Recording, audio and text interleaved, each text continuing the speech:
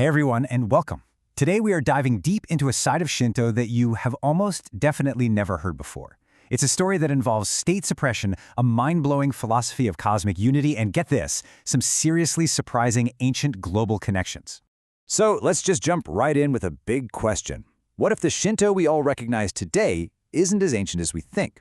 What if it's actually a much more recent version, one that was fundamentally altered by some major events not that long ago? Let's unpack what really happened. Okay, so our story kicks off in Japan's Meiji era. Now, you might think this was a time of preserving tradition, but for Japan's ancient shrines, it was the exact opposite. This was a period of radical, and I mean forced, transformation, all orchestrated by the government itself. So, the new government was all about centralizing its power, and practices like Chinkon, where a spirit could literally possess a person and speak through them, well, that was seen as a huge threat. I mean, can you imagine someone channeling a god who suddenly announces, hey, this new government is totally wrong? Yeah, to stop that kind of thing, these ancient, powerful traditions were just outlawed, completely dismissed as superstition. And the sheer scale of this is just staggering. We're not talking about a minor policy change here. This was a massive state-run campaign. The government forcibly merged countless shrines, often just to seize their land, and in the process, they wiped out over 100,000 local spiritual centers. Just gone. And look at how targeted this was. It wasn't random at all. In Wakayama, a region with deep historical power, an unbelievable 92% of its shrines were destroyed. In Mie, another critical spiritual hub, 88% were lost.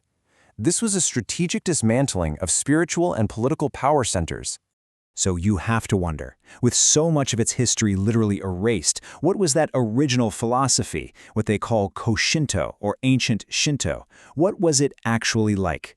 Well, it turns out its whole worldview was fundamentally different from what we might expect today. This quote right here really gets to the heart of it. You see, Koshinto wasn't about one single standardized belief system. No, it was built on a principle of incredible diversity. Every single community, every shrine, could have its own unique traditions, and all of them were seen as totally valid. There was no one right way to do things. And this is where we see this massive philosophical split. I mean, if you actually look at an ancient text like the Nihon Shoki, 70% of it is just alternative versions of the same stories, all presented with equal importance. In that kind of worldview, different truths can exist right next to each other without any conflict. It's why, in Koshinto, you just don't find religious wars over whose god is the one true god. All right, so this idea of many coexisting truths, it builds into this incredibly profound philosophy about the universe and really our place in it. This is the absolute core of ancient Shinto belief. The central concept here is called Wakemi-tama.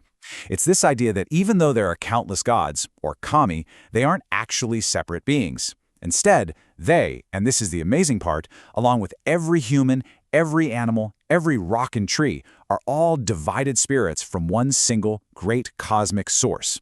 It's why the source material calls it not polytheism, but the ultimate monotheism. And you can see the flow here perfectly. It all starts with the one great source. From that source, countless kami emerge, each representing a different facet or function of the universe. And here's the crucial part. Humans are part of that exact same flow. We aren't just a creation of the gods. We are, in our very essence, made of the same divine stuff. So think about what this does to the idea of a spiritual experience. It's not about having some out-of-body moment where your soul flies off somewhere.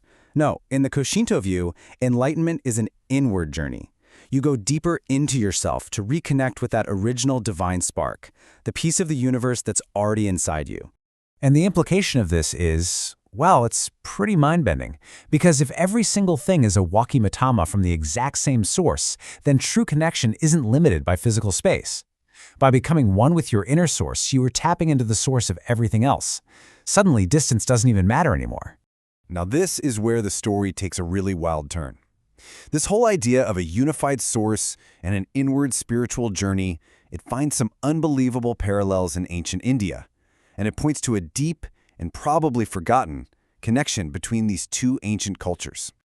Okay, so first let's just look at the language. The basic grammar of Japanese and Hindi is remarkably similar. They both follow a subject-object-verb pattern. Think about it. In English we say, I eat rice, subject, verb, object. They say the equivalent of I rice eat. It's like they share the same fundamental linguistic blueprint. But it's not just the structure. A renowned linguist, Susumu Ono, did this incredible study comparing basic everyday words in ancient Japanese and ancient Tamil from South India. He found an 80% overlap. 80%! That is not a coincidence. That's a sign of a very real, very deep historical connection. And get this, the classic Japanese poetic rhythm, like in a haiku, is built on that 5-7-5 syllable structure. Well, the source material points out that ancient Sangam poetry from India uses the exact same 5-7-5 structure. I mean, come on, a shared artistic rhythm like that? That's pretty powerful evidence of some kind of ancient cultural exchange. But the big question is, how was this even possible thousands of years ago? The theory is that we've been completely underestimating ancient boats. We're not talking about little wooden rafts here. Ancient Japanese texts and art show these massive reed boats, called ashibune, that were actually safer than wooden ships. They were flexible, they wouldn't sink if they got a hole in them, and they could carry 50 to 100 people. Long-distance ocean voyages were totally possible. And the reason we haven't found any? Simple. Reeds just decompose over time. So this entire journey, through suppressed history, a philosophy of unity, and these ancient connections, it all leads us to one final and honestly pretty provocative idea that's presented in the source material. Okay, so that is a very bold claim.